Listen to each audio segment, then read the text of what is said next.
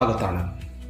ഇതിൻ്റെ നിറം മഞ്ഞ, മൂലകം അഗ്നി, ചിഹ്നം 10 ദളമുള്ള താമര എന്നിങ്ങനെയാണ്.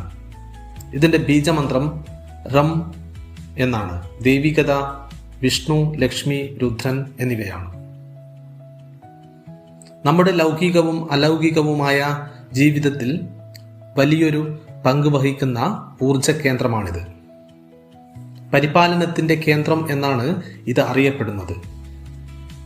ഒരുവന്റെ വിജ്ഞാനം അഥവാ വിസ്ഡം, അറിവുകൾ, നോളജ്, തീരുമാനം എടുക്കാനുള്ള കഴിവ്, ആത്മവിശ്വാസം, ഊർജ്ജസ്വലത, ഈ തരത്തിലുള്ള വിലയേറിയ രത്നങ്ങൾ ഈ കേന്ദ്രത്തിൽ ഉള്ളടങ്ങിയിരിക്കുന്നു.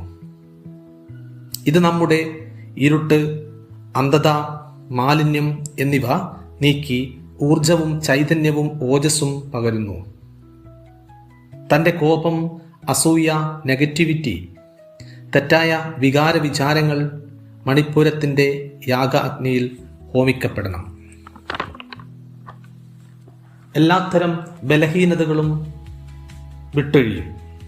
പാൻക്രിയാസ് അഡ്രിനൽ ഗ്രന്ഥികളുടെ പ്രവർത്തനം മെച്ചപ്പെടുത്തുന്നു. രക്തചംക്രമണ വ്യൂഹത്തെ ഉദ്ദീപിപ്പിക്കുന്നു. ഉപാപചയ പ്രവർത്തനങ്ങളെ ഏകോപിപ്പിച്ചുകൊണ്ട് ദഹന വ്യവസ്ഥയെ സംരക്ഷിക്കുന്നു.